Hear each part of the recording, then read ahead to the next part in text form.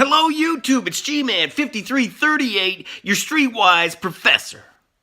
Today, I gotta catch up on some mental health with you all. We're gonna talk about happy accidents, right? Mistakes, yo. We all make them. We're gonna talk about them. We're gonna talk about being in a relationship with somebody who has PTSD. Stay tuned. Check it. We still living when the loving is gone. Kill, kill was a government song. Sing along, it's just my brothers in arms. Gotta stick to. So firstly, I gotta tell you, regrets on not really having posted much over the past week. But like I said, I've been going through internet issues. I'm still having them, okay? And I've got my tattoo studio registered with the health board. So I needed to make sure that everything was up to snuff when I did that. So it's been a lot of stuff going on. Small is sick again, and it's been a holiday, all kinds of shit. I don't even want to get into it anymore. Tonight, what I want to talk to you about, though, are happy accidents. That's right. Or as some of us call it, mistakes. Yeah, I made one. I slipped, yo. I fell off the wagon. I started saucing again. I went through some shit, and I just couldn't get past it. And the only way that I could attempt to was with booze. Now, that isn't exactly true because I know that I could probably do it without booze. It would just be very difficult. And I'm too fucking lazy. So I drank. And I've been drinking since. However, my drinking is not what it was before. So even though I am drinking again, it's not as though I'm day drinking. I'm not drinking all the time. So I have to look at my happy accident from sort of a positive perspective in that, well, I didn't succeed in remaining sober. You know what? I'm doing better with my drinking than I was before, and I got to see that as a positive. And the less frequently I drink, the easier it is going to be for me next time when I muster up the courage again to try to put a plug in my jug. Do you see what I'm saying here? Let's try not to look at our happy accidents as failures. All right? Mistakes are mistakes. That's why pencils have erasers, ladies and gentlemen. So, mea culpa. I fell off the wagon. I'm boozing again, but I'm trying to keep it in moderation, yo. We'll try again. I do want to kick this. Because I don't want to have days like that where I feel that I need to turn to booze to fix my issues.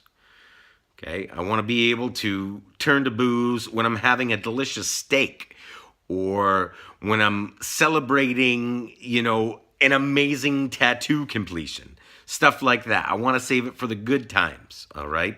When I want to, when I choose to, not when I need to. Relationships with PTSD. What a friggin' nightmare, ladies and gentlemen. Holy shit. Just talking about it makes me want to crap my pants. That's how intense they can get, all right? And the reason for this, okay, there are three big issues,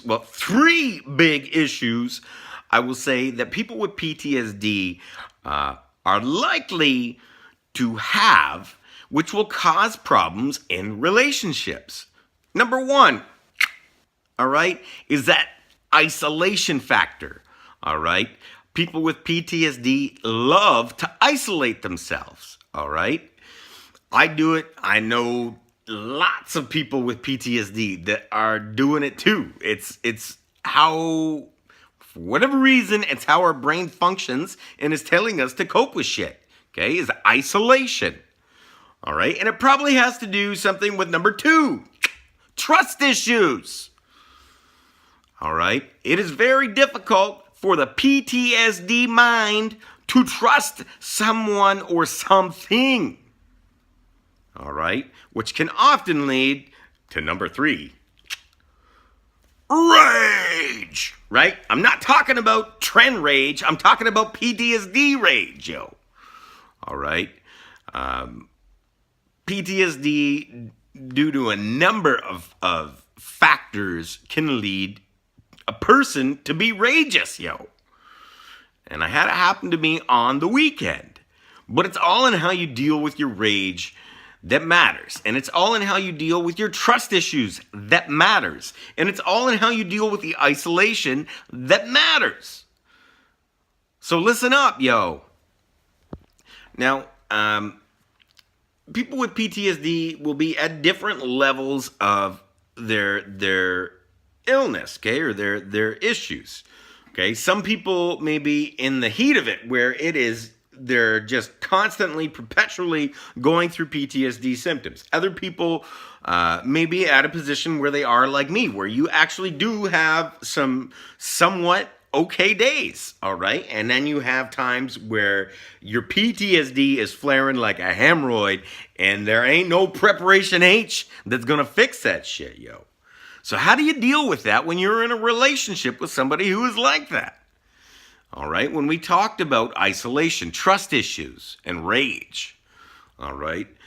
Well, to the person who is suffering from PTSD, there's nothing I can tell you about your isolation issues or your trust issues or your rage issues other than to keep working on it. We've been over a number of tips and tricks that you can use to break these sort of mindsets or these cycles that you're going to get into, okay? So focus on that. The things I haven't talked about are the people who are looking after us who have PTSD, okay? The caregivers, all right? And it's going to be hard for you when you're with somebody who just wants to be alone, who doesn't trust you, and who freaks out over the smallest shit, all right? Who really wants to be around somebody like that, okay?